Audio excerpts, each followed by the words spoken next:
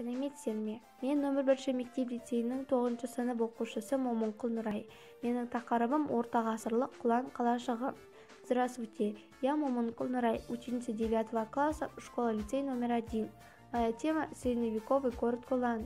Hello, I am Момынқұл Нурай, a 9th grade student at school Lyceum number 1.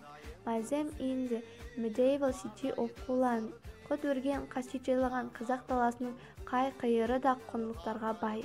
Ежелгі заманнан естелік болып қалған жәдігерлердің де адамзат тарихында маңызы айрықша. Кезінде бабалардың жүріп өткен ерлік жолы, ұстанған салты мен ғұрпы да ұлы даланың болмысында тұнып тұр. Күн өткен сайын ұлы даламыздағы тарихи нысандардың құндылығы артып, құпиясы ашылып, ғажайыбы танылып келеді. Бүгінгі таңда қазақ даласындағы құнды жәдігерлерді әлем танып мойындап үлгерді.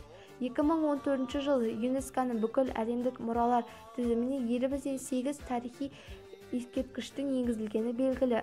Сол ескерткіштердің бірі Әулие-Ата жеріндегі Құлан қалашығы. Тарихи Құлан қалашығы бүгінгі Тұрар Рысқұлов ауданының маңында орналасқан. Көзге бірден шалынатын биік төбе ғасырлар қойнауынан сыр тартып тұрғандай әсер береді. Жоталардың қатпарында әлі де құпиясы ашыла қоймаған талай құндылықтардың бар екендігі сөзсіз. Құлан қалашығының орнына барғанымызда археологтардың қарқынды жұмысының үстінен түстік. Әуелі археологиялық жасақ басшысы Серік Ақылбек бізді Құлан қала жұртының тарихымен таныстырды. Сонымен қатар қалашықтың бүгінгі таңдағы ашылған құндылығын да әңгімелеп берді. Біз Құлан қала жұртының қазба жұмыстары оның орталық бөлігіне бастадық. Бұл жерде бүгінде 3 қала құрылысы анықталды. Оның жоғарғы бөлігі 17-18 ғасырларға жататын зират. Жалпы ислам дінінде адам биік жерге жерлеу дәстүрі бар ғой. Сондықтан да бұл жерде ислам дінін қабылдаған адамдар болған болуы мүмкін деген болжам бар. Ал қалашықтың екінші құрылыс қабаты 11-12 ғасырлардағы Қарахан дәуіріне жатады.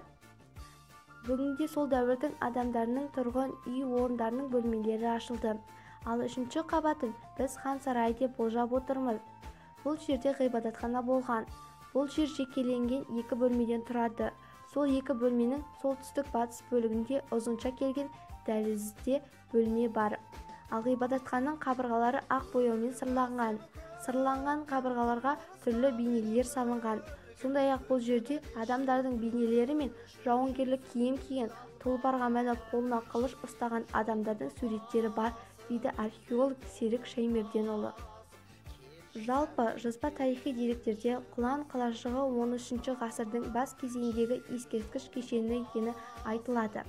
Сондай-ақ қалашық аумағына алғашқы археолог жазба жұмыстары 1936 жылы КСРО ғылым академиясының қазақ бөлімшесі мен Жетісу археологиялық экспедициясы жүргізген. Сол кездегі қазба жұмыстары нәтижесінде 8 ғасырдың бірінші жартысында жататын жазба деректері табылған. Бүгінгі қазба жұмыстары да Құлан қалашығының әлі де талай құндылығына аша түсетіні сөзсіз.